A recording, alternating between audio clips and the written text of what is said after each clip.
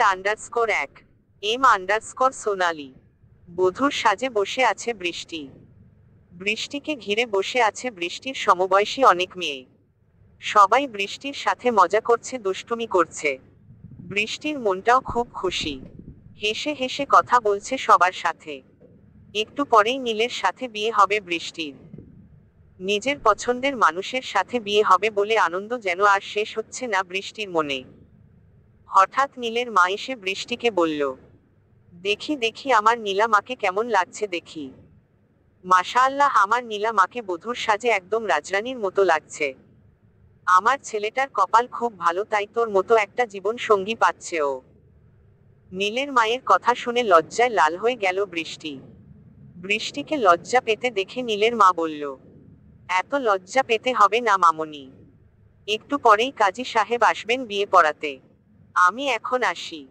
এই তোরা আমার নীলা মায়ের দিকে খেয়াল রাখিস। কথাটা বলেই বৃষ্টির কপালে চুমো একে দিয়ে চলে গেল নীলের মা। বৃষ্টি লজ্জা মাখা মুখ করে বসে রইল। আজ যে তার খুব আনন্দের একটা দিন।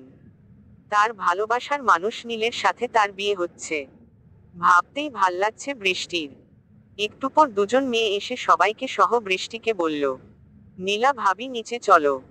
কাজী সাহেব আসছেন, তোমাদের বিয়ে পড়ানো হবে এখন। মেয়ে দুটার কথা শুনে লজ্জারাঙা মুখ করে উঠে দাঁড়ালো বৃষ্টি। তারপর সবার সাথে নিচে নেমে গেল। নীল আর বৃষ্টিকে সামনাসামনি দুটা স্টেজে বসানো হলো।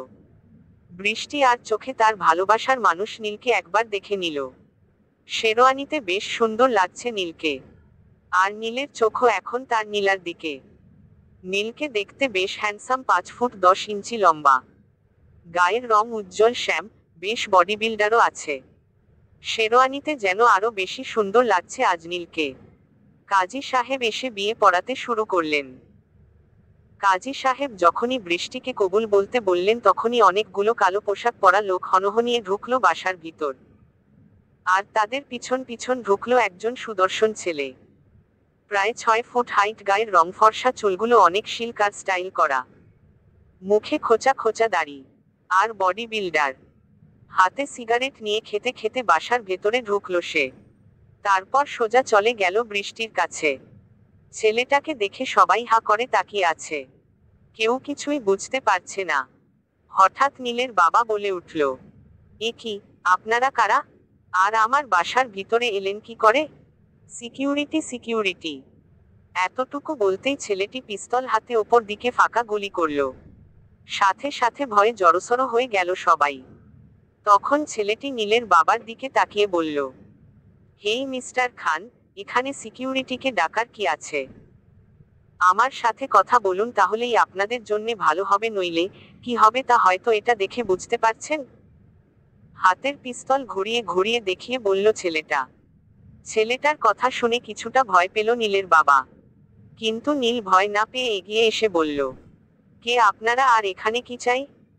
এটা কোনো গুন্ডামি করার জায়গা নয় যে আপনারা এখানে গুন্ডামি করবেন। নীলের কথা শুনে ছেলেটি ভয়ানক ভাবে হাসতে লাগলো। তারপর হাসি থামিয়ে বলল, আরে মিস্টার নীল আহমেদ, তোমাকে কে বলল যে আমি এখানে গুন্ডামি করতে এসেছি? আমি তো এখানে আমার বউ নিতে এসেছি, যাকে এখন তুমি বিয়ে করতে যাচ্ছিলে। ছেলেটার কথা শুনে রাগে আগুন হয়ে গেল নীল। এদিকে বৃষ্টি ভয়ে গুটিসুটি মেরে বসে আছে। নীল রেগে গিয়ে বলল, হোয়াট ডু ইউ মিন? মুখ সামলে কথা বলুন। কে আপনি, আর এখানে এসে এসব বলার মানে কি? আমি কে জানতে চাও?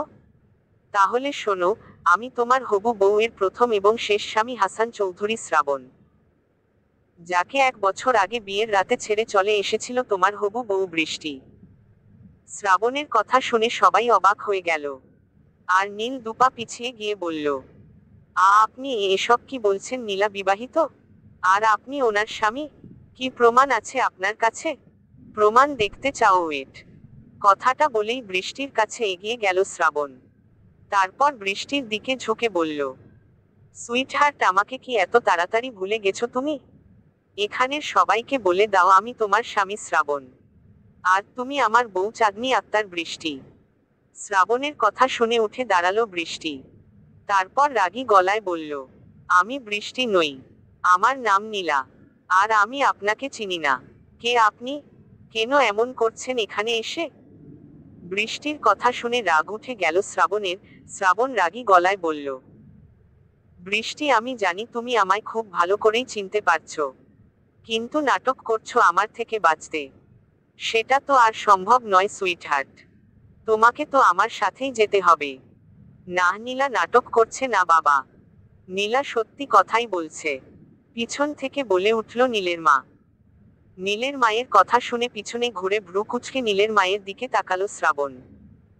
নীলের মা শ্রাবণের সামনে এসে দাঁড়িয়ে বলতে লাগলো, তুমি হয়তো সত্যি বলছো বাবা, কিন্তু নীলাও কিন্তু মিথ্যে বলছে না। ও তোমাকে সত্যিই চিনতে পারছে না। কারণ 1 বছর আগে আমাদের গাড়ির সাথে অ্যাক্সিডেন্ট করে নীলা নিজের স্মৃতিশক্তি হারিয়ে ফেলেছে। নীলের মায়ের কথা শুনে অবাক চোখে বৃষ্টির দিকে তাকালো শ্রাবণ। তারপর নীলের মায়ের দিকে তাকিয়ে বলল, এসব আপনি কি বলছেন? হ্যাঁ, আমি ঠিকই বলছি বাবা। নীলাকে আমরা 1 বছর আগে একদিন গভীর রাতে আমাদের গাড়ির সাথে অ্যাক্সিডেন্ট হওয়া অবস্থায় পাই। সেই অ্যাক্সিডেন্টে নীলা ওর মাথায় অনেক চোট পায়, যার ফলে ওর মন থেকে পুরনো সব স্মৃতি মুছে গেছে। তারপর থেকে আমরা অনেক খুঁজেছি ওর বাড়ির লোককে, কিন্তু কাউকে পাইনি।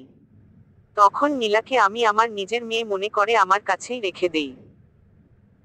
আর এই 1 বছরে আমার ছেলে নীল আর নীলা মা একে অপরকে পছন্দ করতে শুরু করে, তাই আমরা নীলের সাথে নীলার বিয়ে দিচ্ছিলাম আজ।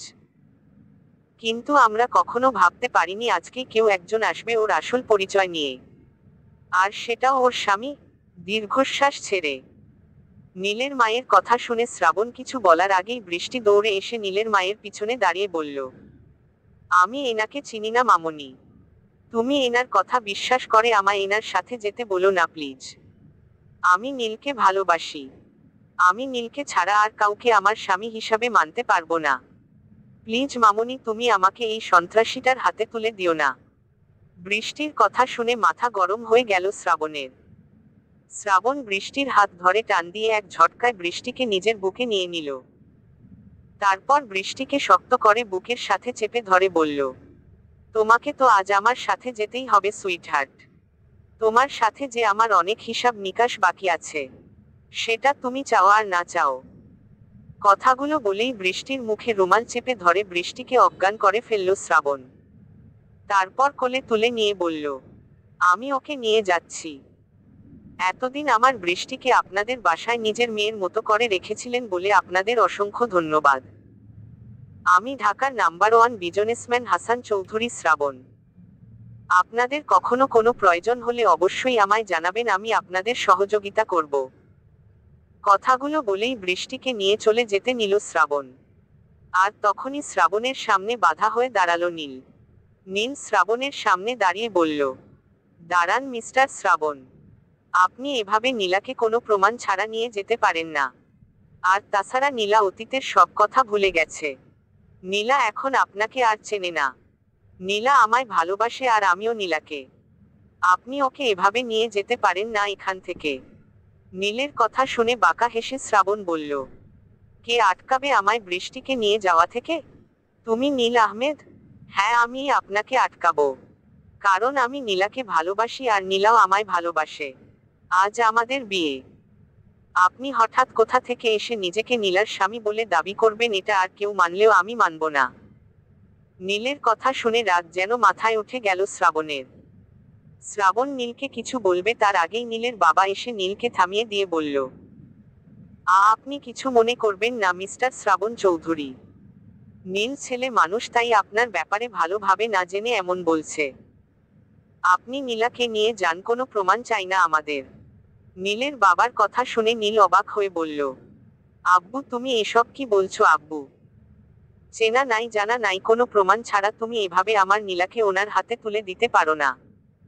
এটা আর কেউ মানলেও আমি মানব না। নীলের কথা শুনে নীলের হাত ধরে কিছুটা দূরে নিয়ে গেল নীলের বাবা। তারপর নীলের হাত ধরে আস্তে আস্তে বলল, নীল কি করছো তুমি? তুমি জানো না এই শ্রাবণ চৌধুরী আসলে কে? ঢাকার এমন কোনো মানুষ নাই যে চেনে না একে। বিজনেসে যেমন উনি সবার সেরা, তেমনি ঢাকা শহরের ডন উনি। গত 1 বছর হলো ওনার কোনো খোঁজ খবর ছিল না। সবাই ভেবেছিল উনি মারা গেছে। জানি না কি হয়েছিল, কিন্তু উনি যখন আবার ফিরে এসেছে তাহলে নিশ্চয়ই ওনার রূপটা আগের চাইতেও আরো ভয়ানক এখন। ওনাকে বাধা দিতে গেলে উনি তোমাকে খুন করতে দুবার ভাববে না। তাই বলে ওনাকে ভয় পেয়ে নিজের ভালোবাসার মানুষকে এভাবে কোনো প্রমাণ ছাড়া ওনার সাথে নিয়ে যেতে দিব আমি আব্বু? দরকার হলে আমি পুলিশের কাছে যাব, তবুও আমি ওনাকে এভাবে আমার নীলাকে নিয়ে যেতে দিব না। নীলের কথা শুনে নীলের বাবা কিছু বলার আগেই শ্রাবণ বলে উঠল, নীল আহমেদ, তুমি এখনো এই শ্রাবণ সম্পর্কে কিছুই জানো না, তাই তুমি এসব বলার সাহস পাচ্ছ। পুলিশের কোনো ক্ষমতা নেই এই শ্রাবণ চৌধুরীকে কিছু করার বা বলার। বাট আমি তোমাদের কারো কোনো ক্ষতি করব না, কারণ তোমরা আমার বৃষ্টিকে এতদিন যত্নে তোমাদের কাছে রেখেছ। তাই এই নাও তোমার প্রমাণ। কিছু কাগজ আর ছবি এগিয়ে দিয়ে নীল কাগজগুলো একটা একটা করে খুলে দেখতে লাগলো। শ্রাবণ আর বৃষ্টির কাবিনের কাগজ আর ছবিগুলোতে শ্রাবণ আর বৃষ্টি একে অপরকে আংটি পরাচ্ছে, কোথায়ও মুখোমুখি বসে আছে। ছবিগুলো দেখে অবাক হয়ে শ্রাবণের দিকে তাকিয়ে নীল বলল, আমি মেনে নিলাম নীলা সত্যিই আপনার বউ, কিন্তু তাহলে এই একটি বছর আপনি কোথায় ছিলেন মিস্টার শ্রাবণ? একটি বারও নীলার খোঁজ নেওয়ার প্রয়োজন মনে করেননি আপনি? এমনকি আমরা যখন চারিদিকে নীলার আপন মানুষ খুঁজছিলাম তখনও পাইনি আপনাকে। তখন কি হয়েছিল আপনার, কোথায় ছিলেন আপনি? কোনো এক বিশ্বাসঘাতকের বিশ্বাসঘাতকতার জন্য এতদিন আমি লাইফ সাপোর্টে ছিলাম নীল, নইলে অনেক আগেই আমার বৃষ্টিকে আমি এখান থেকে নিয়ে যেতাম।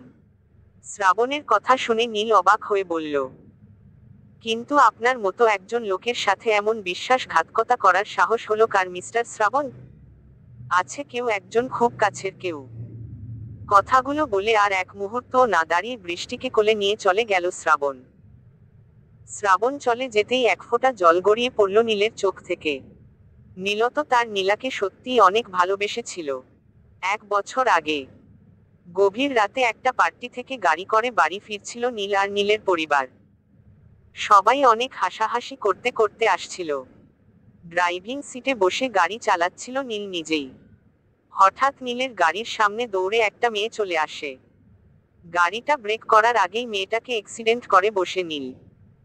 গাড়ির সাথে জোরে ধাক্কা খেয়ে ছিটকে গিয়ে কিছুটা দূরে একটা পাথরের সাথে মাথায় আঘাত লাগে মেয়েটার। নীল আর দেরি না করে গাড়ি থামিয়ে তাড়াতাড়ি চলে যায় মেয়েটার কাছে।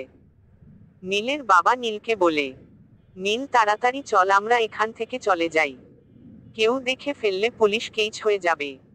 নীলের বাবার কথা শুনে নীলের মা বলে, না নীলের বাবা, আমরা এভাবে একটা মেয়েকে মৃত্যুর মুখে ফেলে চলে যেতে পারি না। নীল, তুই দেখতো মেয়েটা বেঁচে আছে কিনা, তাড়াতাড়ি ওকে হাসপাতালে নিয়ে চল। মায়ের কথা শুনে বৃষ্টিকে কোলে তুলে নেয় নীল। বৃষ্টির পুরো মুখটা রক্তে মাখামাখি, চেহারাটা বোঝার উপায় নেই।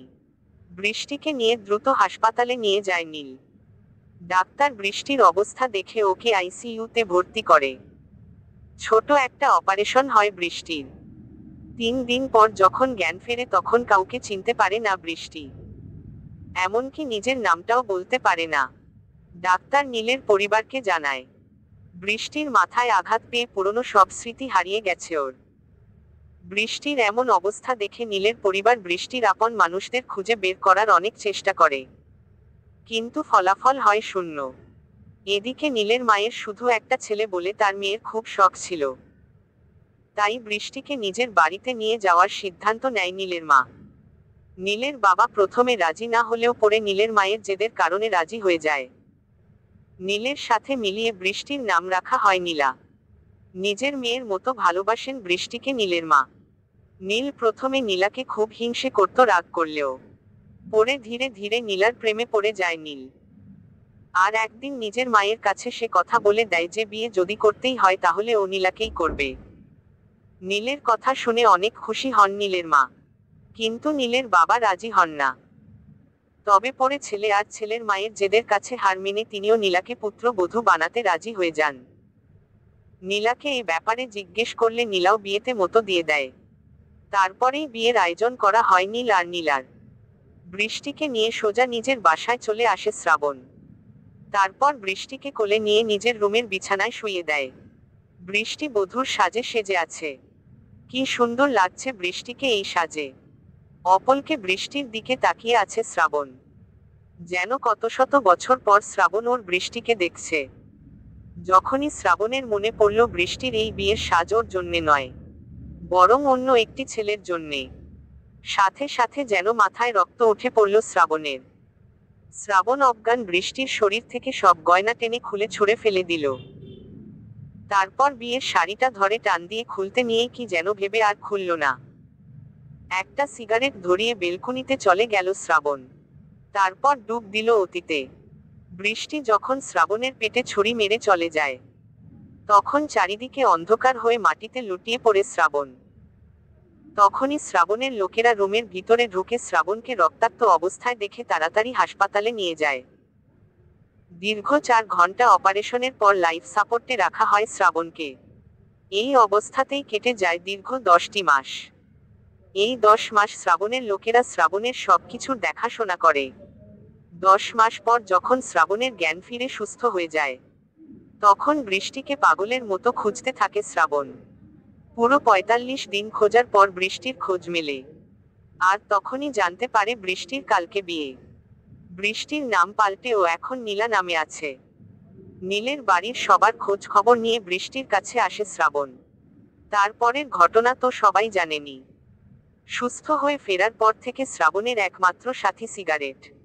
যে শ্রাবণ আগে সিগারেট স্পর্শ করেও দেখত না, সেই শ্রাবণ এখন দিনে কতগুলো সিগারেট খায় সে নিজেও জানে না। মাঝে মাঝে মদ খেয়েও পড়ে থাকে শ্রাবণ। আর এসব কিছুর মূল কারণ হচ্ছে বৃষ্টির বিশ্বাসঘাতকতা। সকাল 9টা, জ্ঞান ফিরে অপরিচিত একটি রুমের বিছানায় নিজেকে আবিষ্কার করে বৃষ্টি। বৃষ্টির মাথাটা প্রচুর ঝিমঝিম করছে। মাথায় হাত দিয়ে উঠে বসে বৃষ্টি। তারপর চারিদিকে ভালো করে তাকিয়ে দেখে অনেক বড় একটি রুমে শুয়ে আছে ও। রুমের দেওয়ালের সাথে লাগানো আছে বৃষ্টির অনেকগুলো ছবি।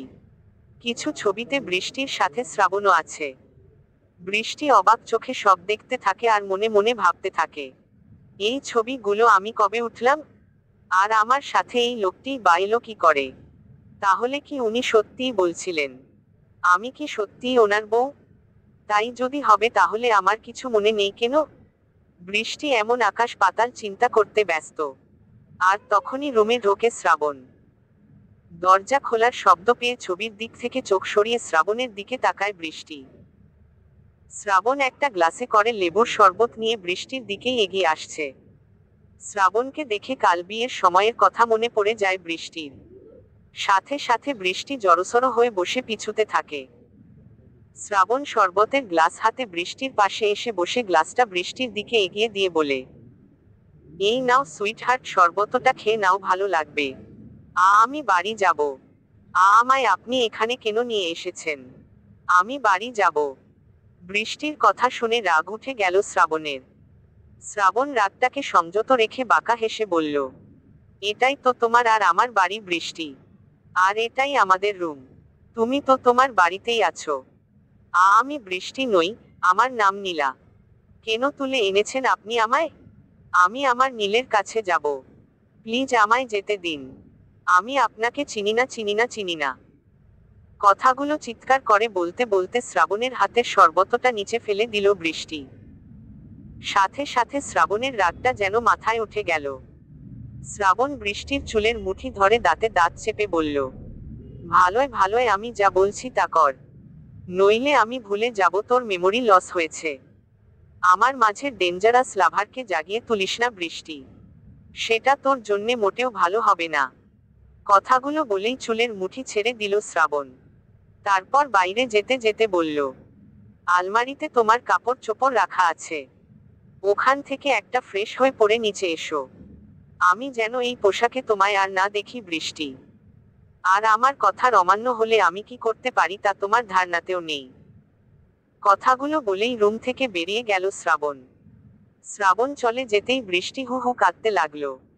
কি হওয়ার কথা ছিল আর কি হচ্ছে এসব? বৃষ্টি নীলকে ভালোবাসে না ঠিকই, কিন্তু অপছন্দও করে না। আর নীলের মা বৃষ্টিকে নিজের মেয়ের মতো ভালোবাসা দিয়ে আগলে রেখেছেন এই একটি বছর। তার ইচ্ছের ওপর বৃষ্টি না করতে পারেনি। তাই নিজের ভালোলাগাটাকে ভালোবাসা ভেবে বিয়ে করতে যাচ্ছিল নীলকে।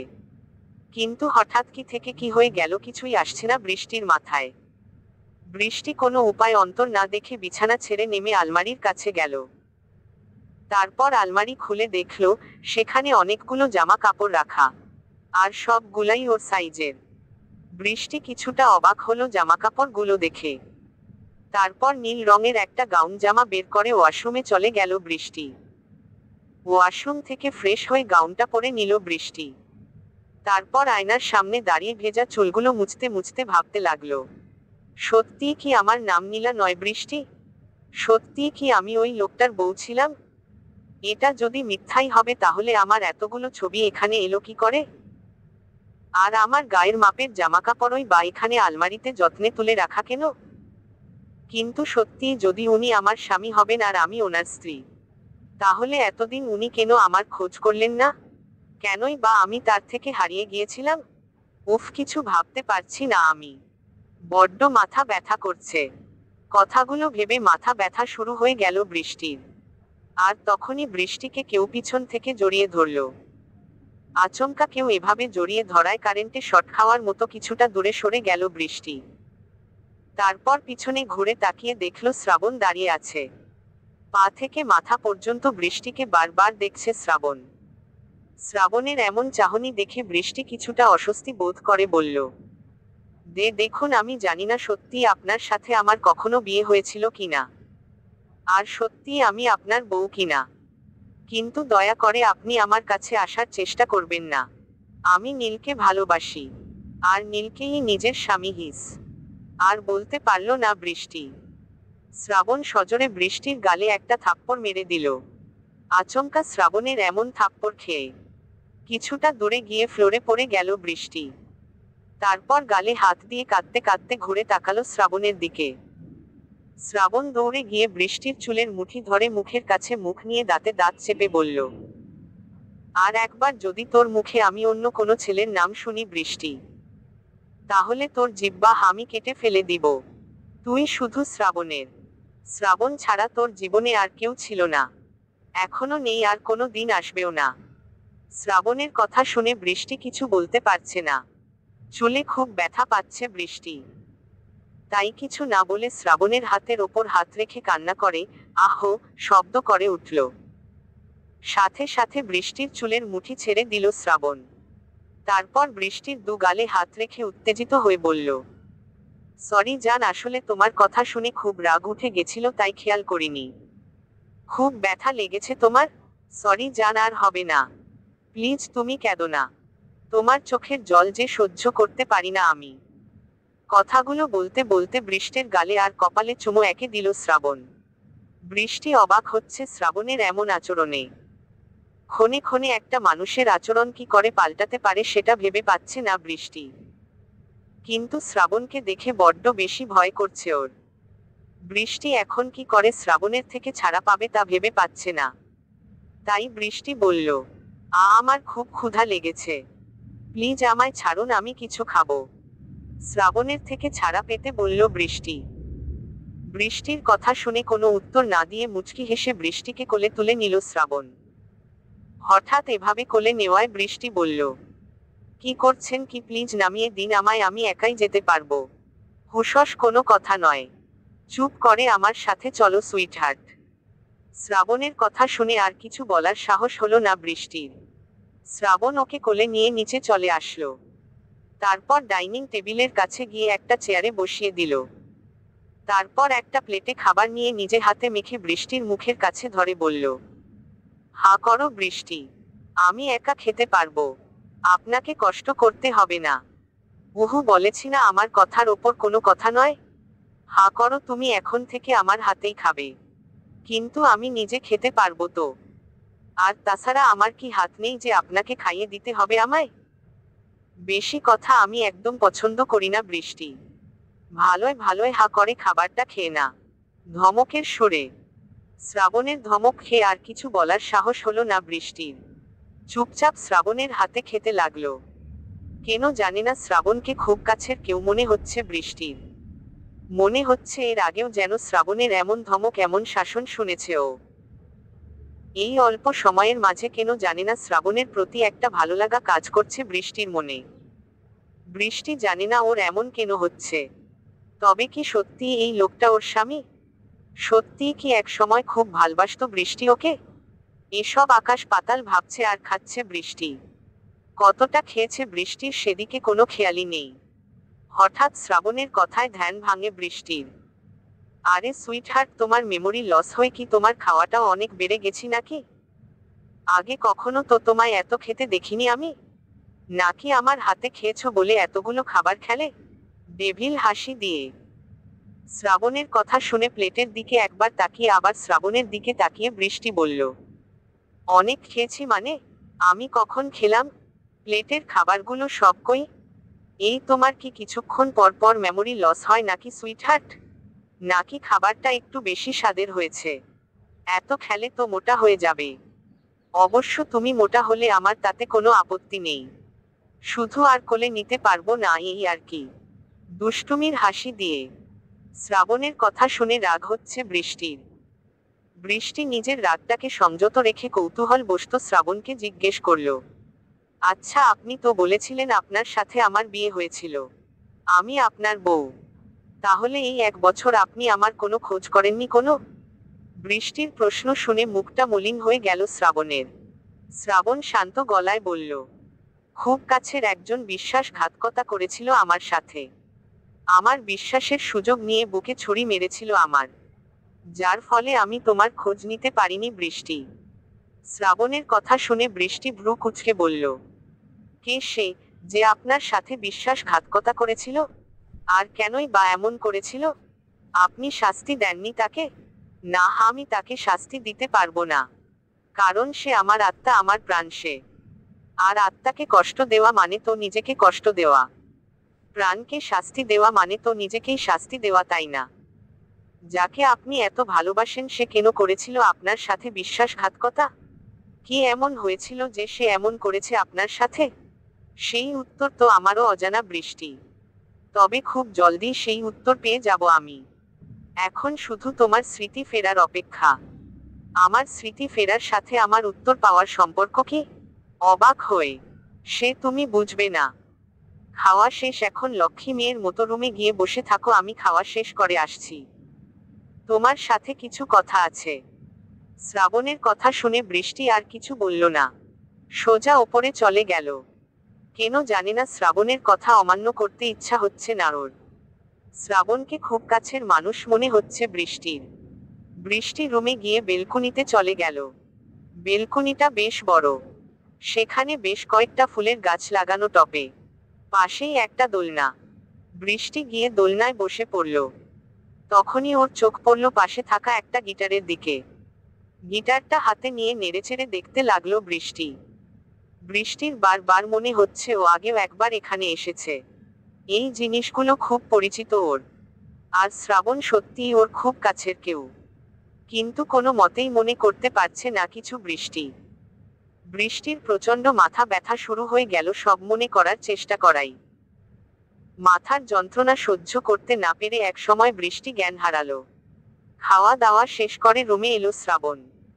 রুমে এসে বৃষ্টিকে না পেয়ে বৃষ্টি বৃষ্টি বলে ডাকতে লাগলো ওকে। কিন্তু বৃষ্টির কোনো সাড়া শব্দ না পাওয়ায় শ্রাবণের মনে হলো বৃষ্টি হয়তো পালিয়ে গেছে ওর কাছ থেকে।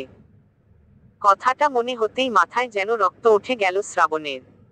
শ্রাবণ হাতের মুঠ শক্ত করে দাঁতে দাঁত চেপে নিজে নিজেই বলল, বৃষ্টি, তুমি যদি সত্যি এখান থেকে পালিয়ে গিয়ে থাকো, তাহলে তুমি ভাবতেও পারবে না আমি তোমার কি হাল করব। তোমার মেমোরি লস হয়েছে বলে তোমায় ছেড়ে রেখেছি আমি। যদি তুমি পালিয়ে গিয়ে থাকো তাহলে আমি ভুলে যাব তোমার মেমোরি লসের কথা। একবার শুধু তোমায় পেয়ে নেই আমি। কথাগুলো বলেই বৃষ্টিকে খোঁজার জন্যে বাইরে যেতে নিল শ্রাবণ। তখনই হঠাৎ কি মনে করে বেলকনির দিকে একবার গেল। বেলকনিতেও কাউকে দেখতে না পেয়ে যখনই শ্রাবণ ভাবল এবার ফিরে যাবে, তখনই শ্রাবণের চোখ পড়ল বেলকনির ফ্লোরের দিকে। বৃষ্টি জ্ঞান হারিয়ে শ্রাবণের গিটারটা হাতে নিয়ে নিচে পড়ে আছে। বৃষ্টিকে এই অবস্থায় দেখা মাত্র উত্তেজিত হয়ে পড়ল শ্রাবণ। দৌড়ে বৃষ্টির কাছে গিয়ে বৃষ্টির মাথাটা নিজের কোলে তুলে নিল, তারপর বৃষ্টিকে বলতে লাগলো, এই জান, জান, কি হয়েছে তোমার? এই বৃষ্টি, কি হয়েছে তোমার? তুমি এভাবে এখানে পড়ে আছো কেন? কথা বৃষ্টি, কথা বলো আমার সাথে। শ্রাবণ পাগলের মতো বৃষ্টিকে ডাকছে, কিন্তু কিছুতেই বৃষ্টি জ্ঞান ফিরছে না। তাই শ্রাবণ বৃষ্টিকে কোলে তুলে নিল। তারপর দ্রুত চলে গেল গাড়িতে। গাড়ি করে বৃষ্টিকে হাসপাতালে নিয়ে গেল শ্রাবণ। ডাক্তার এসে বৃষ্টিকে দেখে শ্রাবণকে বলল, মিস্টার শ্রাবণ, আপনার ওয়াইফ এখন একটু ঘুমাক, আপনি আমার সাথে আসুন। ডাক্তারের কথা শুনে বৃষ্টির মাথায় হাত বুলিয়ে ডাক্তারের কাছে চলে গেল শ্রাবণ।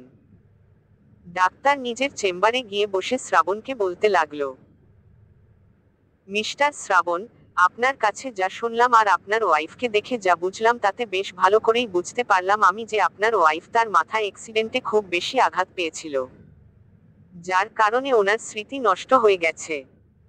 আর উনি হয়তো কোনোভাবে আজকে পুরনো কোনো কথা জোর করে মনে করার চেষ্টা করেছিল, যার ফলে উনি জ্ঞান হারিয়েছে। ডাক্তারের কথা শুনে শ্রাবণ বলল, আমার বৃষ্টির কি আর কখনো তার পুরনো স্মৃতি ফিরবে না ডাক্তার? হ্যাঁ ফিরবে, অবশ্যই ফিরবে, কিন্তু সেই সময়টা কখন আসবে এটা শিওর বলা যাচ্ছে না মিস্টার শ্রাবণ। তবে একটা কথা, আপনি কখনো ভুল করেও ওনাকে জোর করে পুরনো স্মৃতি মনে করানোর চেষ্টা করবেন না। তাহলে আপনার ওয়াইফের বড় কোনো ক্ষতি হয়ে যেতে পারে, এমনকি উনি পাগলও হতে পারেন। ডাক্তারের কথা শুনে শ্রাবণ বলল, আমি চেষ্টা করব না ডাক্তার, চেষ্টা করব না বৃষ্টির স্মৃতি ফেরানোর, তবুও ওকে সুস্থ করে দিন আপনি। শ্রাবণের কথা শুনে মুচকি হেসে ডাক্তার বলল, সত্যি আপনার ওয়াইফের কপালটা খুব ভালো মিস্টার শ্রাবণ, তাই আপনি ওকে এতটা ভালোবাসেন। চিন্তা করবেন না, আপনার ওয়াইফ খুব তাড়াতাড়ি সুস্থ হয়ে যাবে। শুধু ওনার ওপর কোনো বিষয়ে কখনো জোর খাটাবেন না, আর জোর করে ওনাকে পুরনো স্মৃতি মনে করানোর চেষ্টা করবেন না। ওকে ডাক্তার, আমি মনে রাখবো আপনার কথা। আমি কখনো কোনো বিষয়ে জোর করব না বৃষ্টির সাথে, কখনো ওকে পুরনো স্মৃতি মনে করানোর চেষ্টাও করব না। কথাগুলো বলে বৃষ্টির কেবিনের দিকে চলে গেল শ্রাবণ। শ্রাবণ চলে যেতেই ডাক্তার মুচকি হেসে বলল, এমন একটা রাগী লোক যে কারো জন্য এতটা পাগল হতে পারে তা এই শ্রাবণ চৌধুরীকে না দেখলে হয়তো জানতেই পারতাম না। শ্রাবণ ডাক্তারের চেম্বার থেকে বেরিয়ে বৃষ্টির কেবিনে গেল। কেবিনে ঢোকা মাত্রই সামনে দেখে রাগে কপালের রগ ফুলে উঠল শ্রাবণের। হাতের মুঠ শক্ত করে অগ্নিদৃষ্টিতে তাকিয়ে রইল সামনের মানুষটার দিকে। বৃষ্টির জ্ঞান ফিরে এসেছে, আর বৃষ্টির পাশে বৃষ্টির হাত ধরে বসে আছে নীল। নীলের পাশেই দাঁড়িয়ে আছে নীলের মা আর বাবা। শ্রাবণকে দেখা মাত্রই নীলের হাত থেকে নিজের হাতটা ছাড়িয়ে নিল বৃষ্টি। কারণ বৃষ্টির মনে আছে শ্রাবণ বলেছিল ওর মুখে যেন অন্য কোনো ছেলের নাম না শোনে শ্রাবণ। সেখানে ওর হাত ধরা দেখলে তো শ্রাবণ কি করে বসবে তার কোনো ঠিক নেই। সেই ভয়েই নীলের হাত থেকে নিজের হাতটা ছাড়িয়ে নিল বৃষ্টি। বৃষ্টির এমন আচরণে নীল শ্রাবণকে না দেখে আবারও বৃষ্টির হাত ধরে বলল, কি হলো নীলা, তুমি হাতটা সরিয়ে নিলে কেন আমার থেকে? নীলের কথার উত্তরে বৃষ্টি কিছু বলার আগেই শ্রাবণ গম্ভীর গলায় বলে উঠল, তোমার জ্ঞান ফিরেছে বৃষ্টি? কেমন আছো এখন তুমি? শ্রাবণের গলার স্বর শোনা মাত্র বৃষ্টির হাতটা ছেড়ে দিল নীল। যতই হোক নীল তো প্রমাণ পেয়েছে বৃষ্টি শ্রাবণের বউ। নীল বৃষ্টির কাছ থেকে উঠে এসে শ্রাবণকে বলল, কেমন আছেন মিস্টার শ্রাবণ? আর নীলা অজ্ঞান হলো কি করে? আপনার বাসায় গিয়ে জানতে পারলাম আপনি ওকে নিয়ে হাসপাতালে এসেছেন, তাই আমরাও চলে এলাম। কি হয়েছিল আমার নীলার? নীলের কথা শুনে রাগ হলেও নিজের রাগটাকে কন্ট্রোলে রেখে শ্রাবণ বলল, ও তোমার নীলা নয়, নীল আহমেদ। ও আমার বৃষ্টি। এতটুকু বলেই নীলকে পাশ কাটিয়ে বৃষ্টির কাছে চলে গেল শ্রাবণ। তারপর বৃষ্টির পাশে বসে বৃষ্টির মাথায় হাত বুলিয়ে বলল, এখন কেমন আছো বৃষ্টি? তুমি বেলকুনিতে অজ্ঞান হলে কি করে? শ্রাবণের কথা শুনে বৃষ্টি কিছুটা অস্বস্তি বোধ করে বলল, জানি না আমার কি হয়েছিল, মাথায় প্রচণ্ড ব্যথা হয়, তারপরেই চারিদিকে অন্ধকার হয়ে জ্ঞান হারাই আমি, তারপর আর কিছু মনে নেই আমার। বৃষ্টির অস্বস্তির বিষয়টা বুঝতে পেরে বৃষ্টির থেকে সরে দাঁড়ালো শ্রাবণ। তারপর নীলের বাবা মায়ের দিকে তাকিয়ে বলল, কেমন আছেন আঙ্কেল আন্টি? এই তো ভালো আছি বাবা, কিন্তু নীলা মাম্নির জন্যে মনটা কেমন করছিল তাই তোমার বাসায় গেছিলাম, তোমাদের সেখানে না পেয়ে এখানে চলে আসলাম। ওহ ভালো করেছেন আন্টি, এখন আমাদের সাথে বাসায় চলুন। আমি ডাক্তারের থেকে বৃষ্টির রিলিজ নিয়ে আসছি। শ্রাবণের কথা শুনে বৃষ্টি বলল, শুনছেন? বৃষ্টির গলা পেয়েই পিছন দিকে ঘুরে তাকালো শ্রাবণ। তারপর বলল, কিছু বলবে আমায় বৃষ্টি? হ্যাঁ, মানে আসলে আমি মাম্নির সাথে মাম্নির বাসায় যেতে চাই। আপনার বাসায় যাব না আমি। আমায় একটু মাম্নির বাসায় যেতে দিন না প্লিজ। বৃষ্টির কথা শুনে রাগ উঠে গেল শ্রাবণের। শ্রাবণ কিছু বলবে তার আগেই নীলের মা বলল, হ্যাঁ বাবা শ্রাবণ, আমরা নীলা মাকে নিয়ে যেতে চাই আমাদের সাথে। কয়েকদিন পর না হয় আবার ওকে নিয়ে এসো তুমি। নীলের মতো তুমিও আমার আরেক ছেলে। প্লিজ বাবা, না করো না। নীলাকে হঠাৎ যেভাবে নিয়ে এসেছো তুমি, আমার বাড়িটা একদম খালি হয়ে গেছে। নীলের মায়ের কথা শুনে শ্রাবণ কি যেন ভাবল। তারপর বলল, আচ্ছা ঠিক আছে আন্টি, বৃষ্টি যখন চাইছে তখন যাবে ও আপনাদের বাসায়। তবে আজকে নয়, কালকে। কালকে আমি নিজে গিয়ে রেখে আসবো ওকে আপনার বাসায়। কথাগুলো বলেই কারো কোনো উত্তরের অপেক্ষা না করেই নীলের হাত ধরে নিয়ে চলে গেল শ্রাবণ। বৃষ্টির কেবিন থেকে বাইরে বেরিয়ে শ্রাবণ নীলকে উদ্দেশ্য করে বলল, দেখো নীল, আমি তোমাদের কাছে অনেক কৃতজ্ঞ। তোমরা আমার অসুস্থতার সময় আমার বৃষ্টিকে নিজেদের বাড়ির মেয়ের মতো করে রেখেছো তাই। কিন্তু একটা কথা ভুলে যেও না, বৃষ্টি আমার বউ। তাই ওর থেকে যত দূরে থাকবে তুমি, তোমার জন্যে ততই ভালো হবে। আমি ভালোর সময় ভালো আর খারাপের সময় কতটা খারাপ তা তোমার ধারণার বাইরে। সো, বুঝতেই তো পারছো। কথাটা বলেই নীলের পিঠে আস্তে দুটা চড় দিয়ে ডেভিল হেসে চলে গেল শ্রাবণ। আর নীল অসহায় দৃষ্টিতে তাকিয়ে রইল শ্রাবণের চলে যাওয়ার দিকে। হাসপাতাল থেকে রিলিজ দিয়ে বৃষ্টিকে বাসায় নিয়ে এলো শ্রাবণ। নীলের মা বাবাকেও আসতে বলেছিল কিন্তু তারা আসেনি। বলেছে কাল তো নীলা যাবেই ওদের বাড়িতে, তাই তখনই দেখা হবে, এখন আর যাব না। বাসার সামনে গাড়ি থামতেই গাড়ি থেকে নেমে সোজা শ্রাবণের রুমে চলে গেল বৃষ্টি। বৃষ্টির এভাবে যাওয়া দেখে অবাক চোখে তাকিয়ে রইল শ্রাবণ। তারপর বৃষ্টির পিছু পিছু নিজের রুমে গেল শ্রাবণ। বৃষ্টি শ্রাবণের রুমের দেওয়ালে থাকা ছবিগুলোতে হাত বুলিয়ে শ্রাবণের দিকে তাকিয়ে বলল, এই ছবিগুলো সত্যিই আমার? হুমম বৃষ্টি, এগুলো তোমার ছবি। আর এই ছবিগুলো আমিই তুলিয়েছিলাম তোমার আড়ালে। আমার আড়ালে কেন? কারণ তুমি এখন যেভাবে আমার থেকে দূরে যাওয়ার চেষ্টা করছো তখনও এমনি করতে। কিন্তু তখন তো আমি আপনার বউ ছিলাম, তাই না? আর তখন আমার স্মৃতিও ঠিক ছিল। তাহলে আমি আপনার থেকে দূরে যেতে চাইতাম কেন? ভ্রু কুঁচকে সে অনেক কথা বৃষ্টি। এখন সেসব বাদ দিয়ে ফ্রেশ হয়ে নিচে আসো, নাস্তা করবে। অনেক বেলা হয়ে গেল। কথাটা বলেই নিচে চলে গেল শ্রাবণ। শ্রাবণের ব্যবহার একদম স্বাভাবিক। কোনো রাগ নেই, বৃষ্টির ভয়ও করছে না শ্রাবণকে দেখে। শ্রাবণ চলে গেলে বৃষ্টি ভাবতে লাগলো, এই লোকটাকে যত দেখছি ততই আমার মনে হচ্ছে আমি ওনাকে চিনি। আলাদা একটা টান অনুভব করছি আমি ওনার জন্যে। কই, এমন টান তো কখনো নীলের জন্যে অনুভব হয়নি আমার। তাহলে কি সত্যি আমি কখনো এই লোকটাকে খুব ভালবাসতাম? কেন কিছু মনে পড়ছে না আমার? কেন মুছে গেছে সব স্মৃতি মন থেকে? তবে কেন এত ভালোলাগা অনুভব করছি আমি ওনার প্রতি? তাও আবার মাত্র এইটুকু সময়ের মাঝে? এসব কথা ভেবেই মন খারাপ হচ্ছে বৃষ্টির। বৃষ্টি আলমারি থেকে একটা হলুদ রঙের জামা বের করে ওয়াশরুমে চলে গেল ফ্রেশ হতে। তারপর ফ্রেশ হয়ে এসে নিচে না গিয়ে বেলকুনিতে চলে গেল বৃষ্টি। বেলকুনিতে গিয়ে দেখলো সেই গিটারটা নিচে পড়ে আছে। বৃষ্টি গিটারটা হাতে তুলে নিয়ে দোলনায় গিয়ে বসলো। তারপর গিটারটা বাজানোর চেষ্টা করতে লাগলো।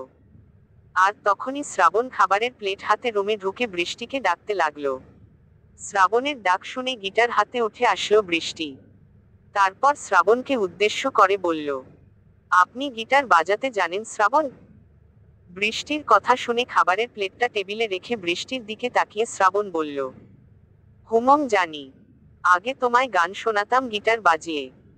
কিন্তু তুমি হারিয়ে যাওয়ার পর আর কখনো বাজানো হয়নি। এখন আমায় একটু গান শোনাবেন? আসলে আগের কথা তো আমার কিছু মনে নাই। আর গিটারটা দেখে খুব ইচ্ছা করছে গিটার বাজিয়ে গান শুনতে। শোনাবেন? বৃষ্টির কথা শুনে শ্রাবণ কিছুক্ষণ বৃষ্টির দিকে তাকিয়ে রইল। তারপর মুচকি হেসে বলল, হুমম শোনাবো। তবে আগে খেয়ে নাও তারপর। শ্রাবণের কথা শুনে খুশি হয়ে খেতে গেল বৃষ্টি। শ্রাবণ বৃষ্টিকে থামিয়ে দিয়ে নিজে হাতে বৃষ্টিকে খাওয়াতে লাগলো। বৃষ্টিও বাধ্য মেয়ের মতো শ্রাবণের হাতে খেতে লাগলো। খাওয়া শেষ করে হাত মুছে শ্রাবণ বৃষ্টিকে নিয়ে বেলকুনিতে চলে গেল। তারপর গিটারটা হাতে নিয়ে বৃষ্টিকে পাশে বসিয়ে বৃষ্টির দিকে তাকিয়ে বলল, কি গান শুনবে জান? শ্রাবণের মুখে জান ডাকটা শুনে যেন হৃদয় ছুঁয়ে গেল বৃষ্টির। বৃষ্টি মুচকি হেসে বলল, আপনার যেটা ভালো লাগে সেটাই শোনান। বৃষ্টির কথা শুনে মুচকি হেসে গিটার বাজিয়ে গান ধরল শ্রাবণ। বোঝাতে পারি না তোমায় আমি কতটা ভালোবাসি, তুমি আমার অবুঝ আদরে, গল্পে সাজানো বায়না। আমি জানি তুমিও জানো, এ মায়া আর কেউ বোঝে না। আমার কাছে তুমি অন্যরকম, ভালোবাসি বেশি প্রকাশ করি কম। তোমার হাসি খুশিতে সাজাই আনমনে ইচ্ছে মতো। তুমি ছাড়া বোঝে না কিছুই মন আমার, সে তো তুমি আমার অবুঝ আদরে, গল্পে সাজানো বায়না। আমি জানি তুমিও জানো, এ মায়া আর কেউ বোঝে না। আমার কাছে তুমি অন্যরকম, ভালোবাসি বেশি প্রকাশ করি কম। কোনো কিছুই লাগে না ভালো, এমন তোমার মতো। আমি ছাড়া বাসবে কে আর? তোমায় এত ভালো, তুমি আমার অবুঝ আদরে, গল্পে সাজানো বায়না। আমি জানি তুমিও জানো, এ মায়া আর কেউ বোঝে না। আমার কাছে তুমি অন্যরকম, ভালোবাসি বেশি প্রকাশ করি কম। গানটা গাওয়া শেষ করে বৃষ্টির দিকে তাকালো শ্রাবণ। তাকিয়ে দেখে বৃষ্টি ওর কাঁধে মাথা রেখে ঘুমিয়ে পড়েছে গান শুনতে শুনতে। শ্রাবণ হাতের গিটারটা পাশে রেখে কোলে তুলে নিল বৃষ্টিকে। তারপর বিছানায় এসে সযত্নে শুইয়ে দিল বৃষ্টিকে। তারপর বৃষ্টির কপালের ওপর পড়ে থাকা চুলগুলো সরিয়ে দিয়ে বৃষ্টির কপালে চুমু একে দিল শ্রাবণ।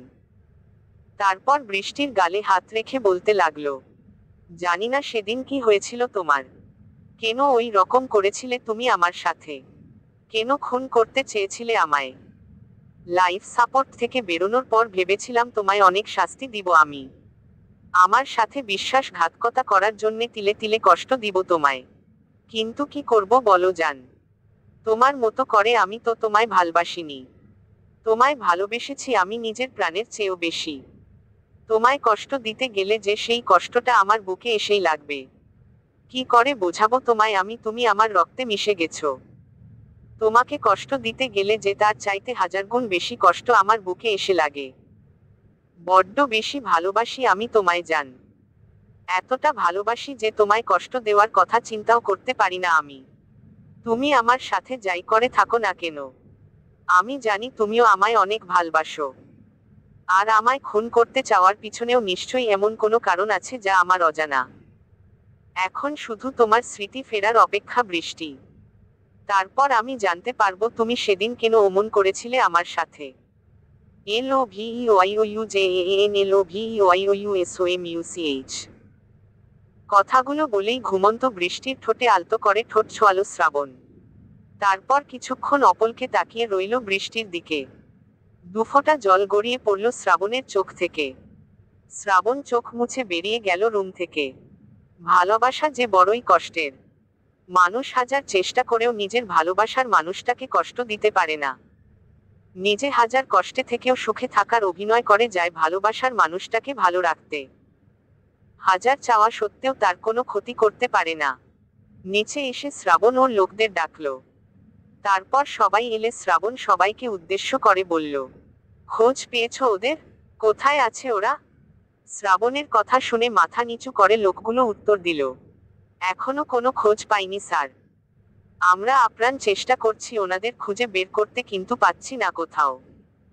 সবার কথা শুনে রাগী গলায় শ্রাবণ বলল, যত তাড়াতাড়ি সম্ভব খুঁজে বের করো ওদের।